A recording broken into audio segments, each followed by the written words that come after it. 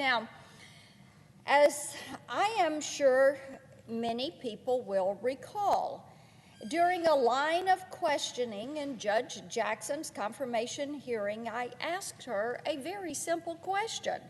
All I wanted her to do was define the word woman.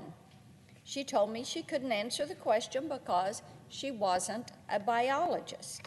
If we had been in the middle of a committee hearing, or if we had not been in the middle of a committee hearing, I would have thought that this was a joke. But we were in the middle of this committee hearing, and it wasn't. It was a very deliberate signal to a very specific group of individuals. Of course, our friends in the media sensed this was going to backfire, as it did. So they flew into damage control mode. But I think it's safe to say they overplayed their hand on this one.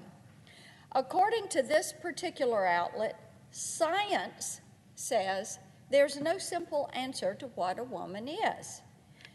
Don't question the science. That sounds familiar, doesn't it? We've heard that a lot lately. They went to great lengths to refute a simple fact that every single American learned in their grade school science class.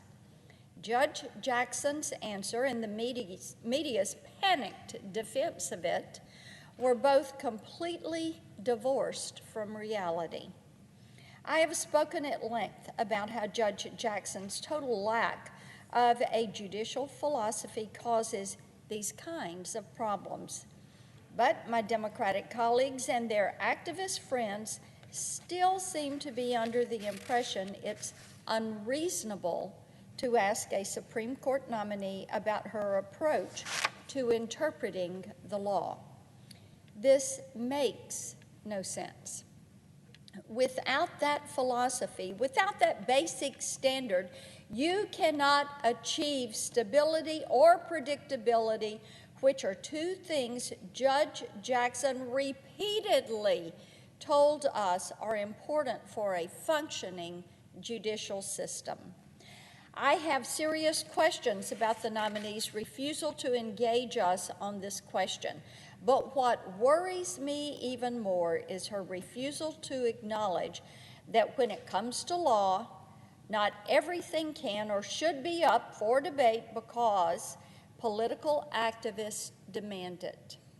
Our legal system is built on a foundation of definitions and rules, which are two equally important components. In this case, if we concede that the definition of woman is too controversial to nail down, how can we demand equal justice under the law for victims of sex discrimination?